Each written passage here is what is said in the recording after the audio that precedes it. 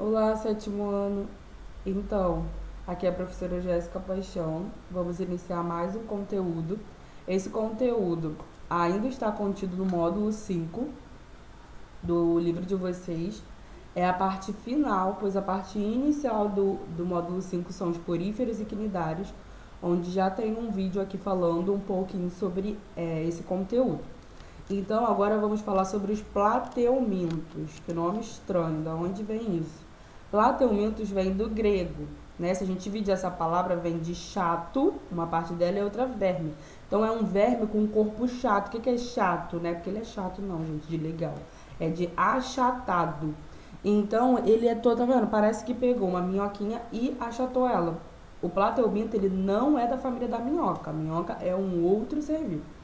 Então, os plateumintos, a gente sabe que tem uma quantidade de pelo menos 20 mil espécies desse grupo, e eles podem viver de duas maneiras. Ou parasita quando ele vive no meio ambiente e não causa doença ao homem.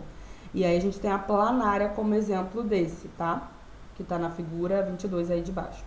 E o de vida livre são aqueles... Vida livre é o que não causa doença ao homem, que é esse. E o parasita é aquele que causa doença ao homem. Então ele parasita porque ele fica dentro do nosso corpo, sugando nossos alimentos. E aí nós temos a estrutura dele. Nós temos que o tubo digestório dele é incompleto. Assim como os poríferos e os quinidários não têm tubo digestório completo, os plateumintos também. Por quê? Porque eles não vão ter... Eles têm boca, mas eles não têm ânus. Por isso que a gente diz que é incompleto. Eles têm tubo digestório e eles têm faringe. E esses ocelos por onde eles vão captar a percepção de luz. Bom, olhando melhor, olha onde é a boca deles. É realmente nessa região ventral dele. E é ali que ele agarra o nosso intestino e fica sugando tudo, ok? E então a digestão pode ser extracelular nessa parte mais externa ou intracelular. Ele pode trazer o alimento, ingerir e fazer isso dentro do corpo dele. E o tipo de respiração a gente chama de respiração cutânea. Por quê? Porque eles respiram através da pele. Quando um ser vivo respira através da pele, o nome dessa respiração é cutânea. Bom, falando sobre os órgãos e sistemas dele, eles não têm ânus. Então, se eles não têm ânus, como eles eliminam a excreta?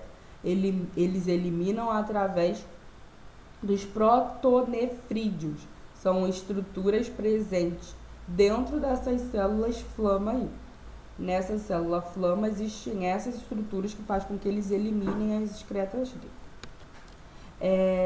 E como eles conseguem perceber o ambiente?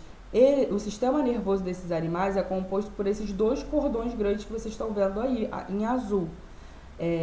E também pelos gânglios cerebrais. Na verdade, o gânglio cerebral leva à formação desses cordões nervosos, tá? E aí eles têm esses ocelos que são importantes para a percepção, como eu disse, da direção da luz, mas não formam imagem igual a gente tem a imagem formada, nós seres humanos. Eles só percebem aquele ambiente. Então, graças a esse sistema nervoso, que ele consegue coordenar os movimentos dele. E, por exemplo, quando a gente encosta alguma madeira, algum pedaço de alguma coisa em um animal desse tipo, ele se encolhe todo, porque ele percebe o ambiente, entendeu? Ele não enxerga a gente, mas ele percebe. E aí, como ele se reproduz? Ele pode se reproduzir de maneira assexuada, que o nome é regeneração. Regeneração é como se eu partisse essa planária no meio,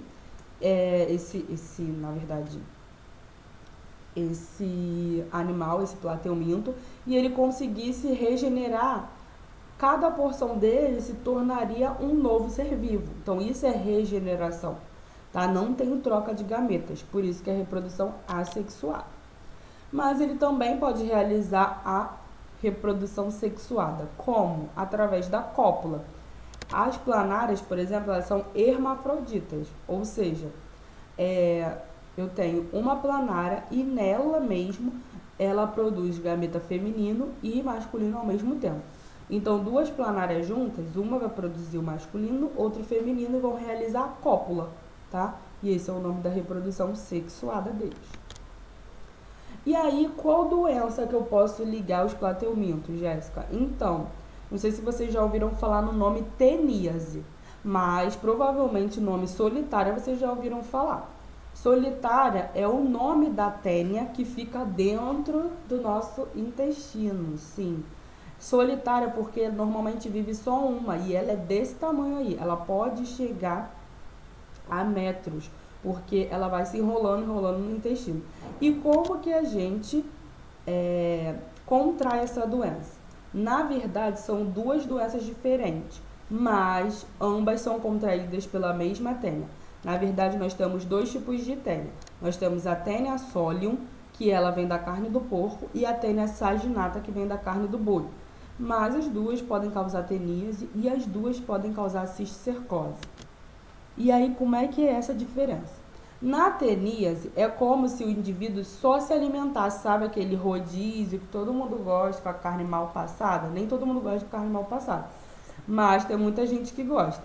E aí, aquela carne onde no meio não esquentou totalmente, por isso que ela fica avermelhada, pode conter, nem sempre vai conter, mas pode conter ovos de tênia. E aí, se esses ovos eclodem dentro do nosso corpo, a gente vai vir apresentar a teníase. Tá? A teníase é o nome dessa doença. E a cisticercose? A cisticercose é quando na musculatura, normalmente é do porco, forma-se um cisticerco. O cisticerco, ele é mais difícil de ser quebrado do que o ovinho da tênia. Então, o cisticerco, se a gente se alimentar e ingerir o cisticerco, a gente vai ter a cisticercose. Então, é a mesma tênia que causa, só que o cisticerco é uma forma que ele pode andar pelo nosso corpo.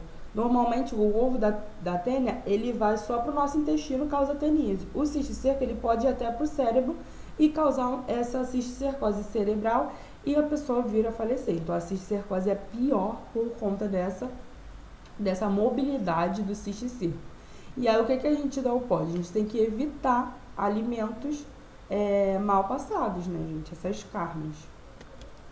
E aqui é só para a gente observar como são esses ganchos, como são essas ventosas. Vocês estão vendo?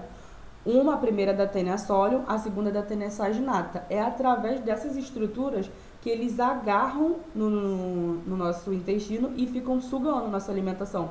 Por isso que a nossa avó fala, tá com solitária, porque a gente parece que tá sempre querendo comer, porque o alimento tá indo para ela, para a tênia e não pra gente. Então, é importante isso, ok? E eu agradeço mais uma atenção, mais uma aula. Beijos, estudem e até a próxima.